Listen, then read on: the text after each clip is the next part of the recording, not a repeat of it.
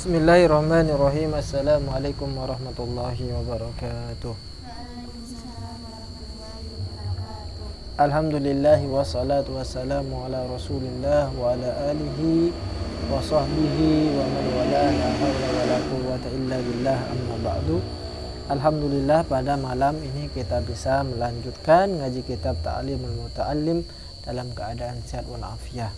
Salawat serta salam mudah-mudahan tetap tercurah limpahkan kepada junjungan kita Nabi Agung Nabi Muhammad Sallallahu Alaihi Wasallam. Pada malam ini kita akan membahas yaitu jangan menganggur. Apabila ada waktu kosong, maka gunakan waktu kosong tersebut untuk belajar atau melakukan perbuatan-perbuatan baik. Di halaman 93, Bismillahirrahmanirrahim. Qala al-musannif rahimahullah wa nafa'ana bihi wa bi ulumihi fid dharain amin. Wa kana lan ono sapa ustaduna guru kita Syekhul Islam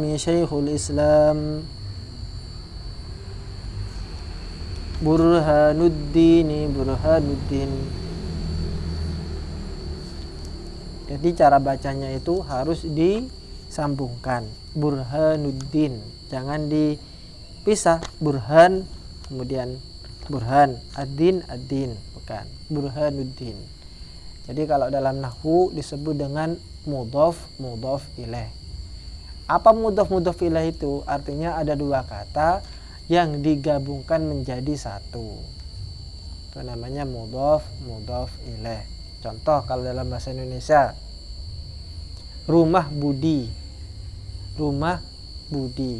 Jadi rumah ini sebenarnya adalah kata, budi kata, kemudian kita gabungkan menjadi satu, menjadi frase namanya. Maka rumah budi itu satu kata. Ini juga sama, Burhanuddin. Meskipun dia posisinya berada di lain halaman gitu. Jangan dibaca Burhan, Kiai Burhan, Ad-Din, tidak, tapi harus dibaca satu, Burhanuddin. Ibaratnya truk ini truk gandeng ini. Kalau gandengannya sampai nggak dibaca, berarti sama halnya truk gandeng yang meninggalkan gandengannya. Rahimahullahu ta'ala. Iku yaqulu ngandika sapa ustaduna, innama angin pastene ghalabtu ngalahaken sapa ingsun ala syurakai ing atase pira-pira kanca ingsun, bi anni kelawan satuhune ingsun iku lam tako ora tumipo kaduwe ingsun apa al-fatratu kendu wal ittirabu lan poyang payingan pitahsili ing dalam ngasilaken ilmu.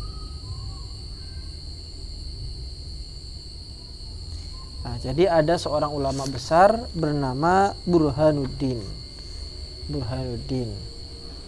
Beliau memberikan resep kenapa beliau itu alim, kenapa beliau itu pinter. Ternyata resepnya adalah yaqul innama ghalabtu ala syurakai.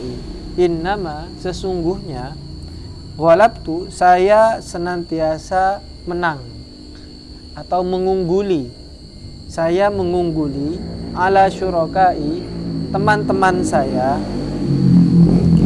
Artinya secara keilmuan, secara ilmu, beliau itu berada di atas teman-temannya. Pintar berarti di atas rata-rata. Ternyata rahasianya adalah bi anni lam taqali al-fatratu. Tidak pernah terjadi pada diri saya yaitu masa kosong. Fatroh itu artinya masa kosong. Tidak ada waktu luang yang kemudian dia berleha-leha, santuy-santuy. Tidak. Ketika ada waktu kosong, beliau menyibukkan dirinya untuk belajar.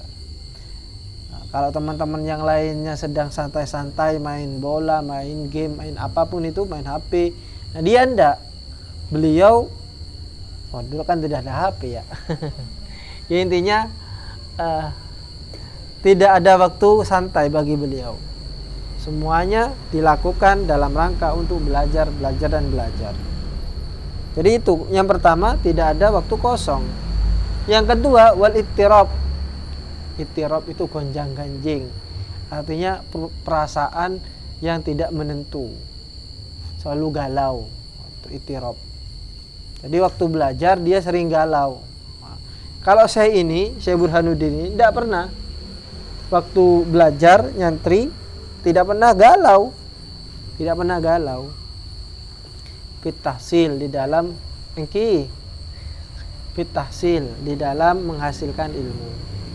Jadi kuncinya itu dua. Yang pertama, tidak ada waktu kosong yang dibiarkan menganggur. Yang kedua, tidak sering galau. Karena kalau ada siswa yang galau, ini akan mengganggu belajarnya. Pasti itu sudah. Galau. Kenapa kamu ini tidak konsentrasi? Saya galau. Kenapa galaunya? Ditinggal pacar. Galau saya. Aduh ya. Kenapa galau? Iya saya galau. Kenapa? Tadi pesye. Tadi pesye. Tidak usah galau. Wal ittirab. Dan sebenarnya kegalauan itu yang menciptakan kita sendiri. Bukan keadaan, tapi kita sendiri. Bagaimanapun keadaannya, kalau kita bisa mengendalikan diri kita, maka bisa. Apa buktinya? Buktinya yang galau itu bukan hanya orang yang tidak punya uang. Yang punya uang juga galau juga. Mungkin yang tidak punya uang, dia berkata saya galau. Kenapa? Tidak punya uang. Wajar ya? Wajar. Tapi ada orang kaya itu galau juga. Ditanyakan, kenapa kamu galau? Kan sudah punya uang. Pusing punya uangnya. Saya pusing bagaimana cara menghabiskan uang ini. Itu namanya galau. Artinya galau itu bukan karena keadaan, tapi karena kita sendiri. Karena tidak bisa menyeting diri kita sendiri untuk menjadi tenang. Contohlah para ulama-ulama, meskipun dia itu tidak punya uang, bahkan tidak makan. Di sini yang di halaman 93 kemarin, itu ada seorang syekh namanya Aba Yusuf. Beliau itu kalau belajar selalu semangat. Padahal ini beliau ini tidak makan 5 hari.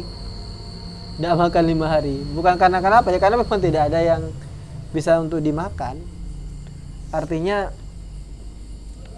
ya sangat miris sekali. Kita setidak mampunya kita pasti masih makan tiap hari. Katakan meskipun 1 kali atau 2 kali. Atau bahkan mungkin berapa kali sampai mungkin kita bisa sampai 5 kali atau berkali-kali intinya. Tidak pernah kita temukan tidak ada makanan gitu kan. Nah ini beliau ini sampai 5 hari tidak makan, tapi tetap ketika belajar beliau semangat luar biasa. Artinya apa? Artinya yang membuat galau itu bukan keadaan kita, bukan eksternal yang ada di luar, faktor eksternal bukan, tapi faktor diri kita sendiri. Memang faktor eksternal itu sangat membantu dan sangat besar memberikan kegalauan kepada kita. Tapi yang menentukan pada akhirnya adalah kita sendiri. Yang menentukan adalah pada akhirnya kita sendiri. Bagaimana kita bisa menyeting kita untuk tidak galau. Kita lanjutkan. Wa kana lan ono apa kelakuan iku yuka den ceritaake an Syekhil Islam saking Syekhil Islam al isbijabi kang bangsa isbijab apa annahu satuhune syekh iku waqa'atu mipo lahu katwe syekh fi tahsilihi ing dalam oleh ngasilakan syekh wa ta'allumihi lan ngajini syekh opo fatratun puyang payingan ithnatai asyrata sanatan rolas apane sanatan taune bingkila bil mulki sebab bolak balik keraton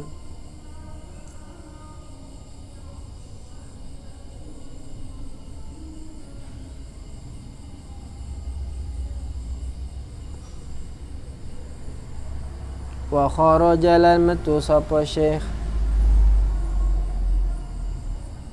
ma'a syariki sertane koncone syekh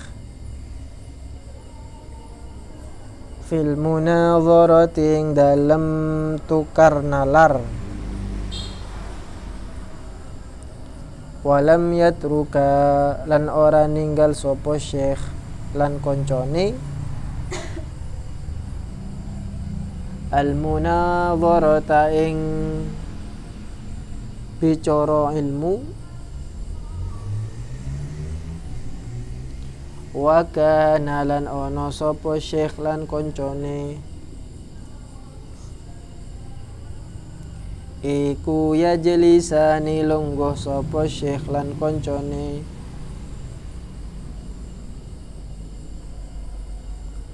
fil munadharati ing dalem munadharah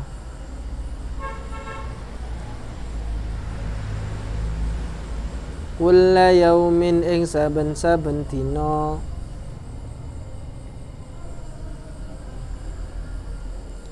walam yatruka lan ora ninggal sapa syekh lan koncone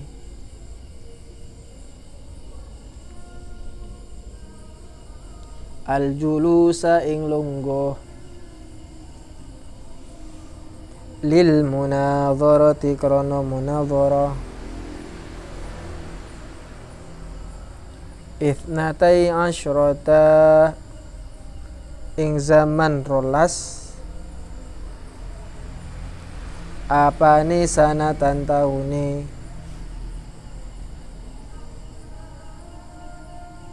fasara mongko dadi apa syarikuhu koncone syekh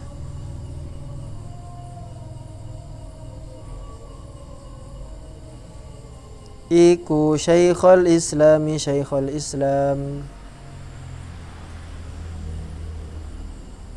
lisyafi'iyina katuwe wong kang bangsa madhab Syafi'i wa huwa utawi konconi iku kana ono sapa syariku iku Syafi'iyan wong kang bangsa madhab Syafi'i. Jadi ada seorang ulama besar yang bernama Syekhul Islam Al-Isbijabi.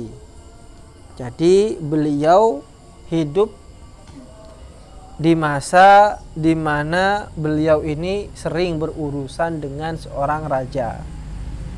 Entah di sini tidak disebutkan apa urusannya. Yang jelas beliau selalu disibukkan untuk pergi ke raja selama 12 tahun. Padahal beliau itu ada tugas yang lain, yaitu belajar. Jadi ketika nyantri, beliau itu sibuk dengan yang lain, yaitu sibuknya adalah sering mendapatkan mandat atau perintah dari seorang raja itu. Tidak disebutkan di sini apa. Intinya sibuk lah gitu ya. Namun semasa 12 tahun beliau sibuk ini, beliau tidak pernah meninggalkan belajar. selalu belajar. Waktu itu beliau bisanya belajar itu adalah dengan cara senantiasa berdiskusi bersama temannya. Temannya ini tidak tahu apa-apa, tapi diajak untuk diskusi. Intinya selama 12 tahun itu dengan kesibukan yang luar biasa tetap berdiskusi bersama temannya itu. Dan ternyata setelah 12 tahun temannya yang awalnya ini tidak tahu apa-apa, gara-gara sering berdiskusi, akhirnya dia menjadi Syekhul Islam, menjadi ulama besar yang pintar dalam madhab Syafi'i dan diikuti pendapat-pendapatnya. Jadi ibaratnya itu seseorang yang apabila dia berada di lingkungan yang tepat, meskipun pada awalnya dia itu tidak niat untuk belajar, tapi dia di dalam lingkungan yang tepat, maka insya Allah dia akan menjadi orang alim. Contoh, dulu ada namanya Kiai Syarifuddin, Kiai Syarif, pendiri pondok pesantren Kiai Syarifuddin.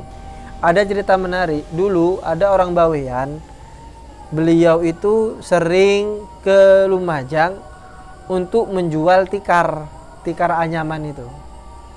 Nah, dijual. Selepas dari pasar, biasanya orang ini istirahat di musolanya Kiai Syarif, di mana di dalam musola itu ada Kiai Syarif mengajarkan kitab.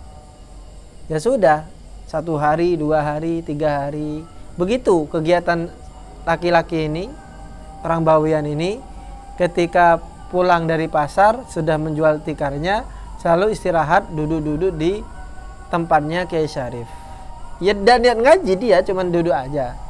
Nah, ketika dia duduk sambil dengar keterangannya Kiai Syarif, itu dia lakukan selama 3 tahunan. Dia tidak ada niatan untuk ini, untuk ngaji. Ya cuman duduk saja, mencuri-curi pendengaran gitulah bahasanya. Sambil dengar, duduk, Kiai Syarif mengajar, dia dengerin.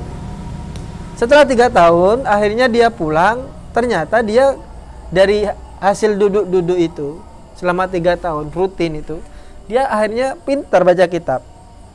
Bahkan dites baca kitab oleh para kiai-kiai yang ada di Bawean itu, ternyata dia pintar dan bisa mengalahkan kiai-kiai yang ada di Bawean.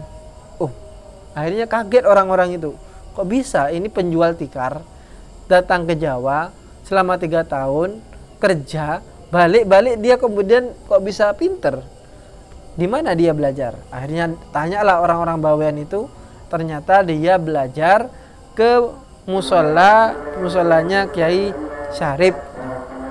Dari situ kemudian banyak orang-orang Bawean yang mondok di tempatnya Kiai Syarif. Jadi dulu Kiai Syarifuddin itu membludak santrinya ya gara-gara itu, dari cerita orang jualan tikar itu. Artinya apa? Artinya orang ini berada di lingkungan yang tepat, kemudian dia istiqomah, pada akhirnya dia akan jadi juga. Sampai juga sama, ketika sama berada di lingkungan yang tepat, lingkungan yang kondusif untuk belajar, untuk mendalami ilmu, maka insya Allah sampean itu akan jadi juga. Tinggal bagaimana mengikuti proses. Nah, proses inilah yang panjang, butuh kesabaran dan juga butuh ketekunan.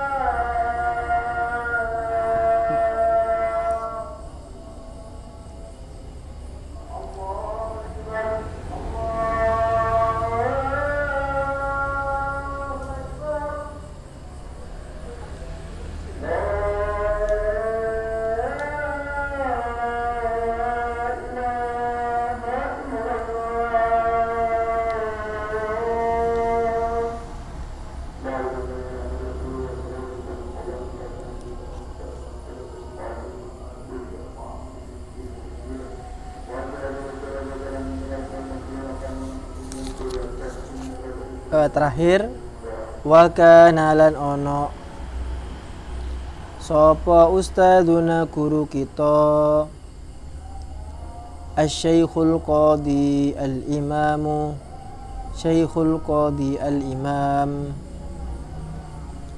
fakhrul islami kiyahi fakhrul islam qadi khan iku yaqulu ngandika sapa Syekh Al-Qadi yang bagi sayukya lil mutafaqqihi katuwe wong kang duweni ilmu fikih apa ayya fadha nyento apal sapa mutafaqqih nuskhatan ing nuskha wahidatan kang siji min nusakhil fikhi saking pira-pira nuskhae kitab fikih daiman ing dalam saklawase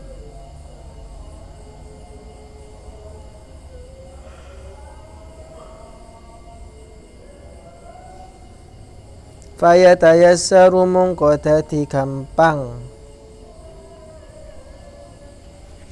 lahu kaduwe mutafaqqih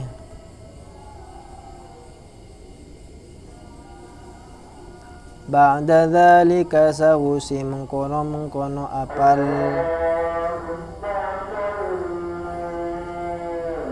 apa hifdzu ma ngapalaken barang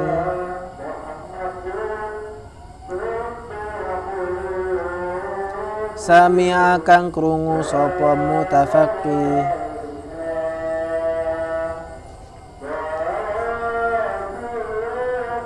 minal fikhi saking ilmu fikih. Ada seorang ulama guru dari penulis kitab ini yang bernama Syaikhul Qadi Al-Imam Fakhrul Islam Qadi Khan. Beliau berkata, seharusnya bagi ulama atau bagi santri yang ingin mempunyai ilmu fikih, maka seharusnya harus menghafal satu nuskhoh. Nuskhoh itu artinya naskah. Satu naskah yang berbicara tentang fikih dan itu dilakukan secara terus-menerus. Contoh, sampean pengen menjadi ahli fikih, maka sampean harus hafal naskah-naskah fikih yang menjadi rujukan. Contoh, kitab Takrib itu dihafalkan, kitab Fathul Qorib dihafalkan. Sampean pengen jadi ahli di dalam ilmu hadis, maka kitab-kitab hadis yang tipis sampean menghafalkan. Satu misal kitab Bulughul Maram dihafalkan. Kalau perlu kitab-kitab yang besar juga dihafalkan kalau bisa. Seperti Sahih Bukhari, Sahih Muslim atau apapun itu. Termasuk ilmu apapun itu.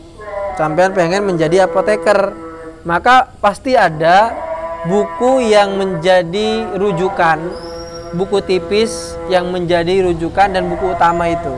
Maka itu benar-benar harus dihafal sehingga kita menjadi spesialis di bidang itu. Pengen menjadi dokter juga sama, ada buku yang dia itu memang menjadi rujukan, buku kecil menjadi rujukan, itu harus dihafal. Fungsinya apa? Fayatayassalahu ba'da dzalik hifdzu ma sami'a minal fiqh. Maka dia akan merasa gampang, merasa dipermudah, akan mudah sekali untuk menghafalkan segala sesuatu yang berkenaan dengan fikih. Itu. Maka ilmu-ilmu yang pondasi ini menjadi penting supaya sampean nanti ke depannya bisa menguasai dengan gampang. Ini saja yang bisa kita sampaikan, mudah-mudahan bermanfaat. Wa akhiran Allahul muwaffiq ila aqwamit thoriq. Wassalamualaikum warahmatullahi wabarakatuh. dibaca di dalam hati,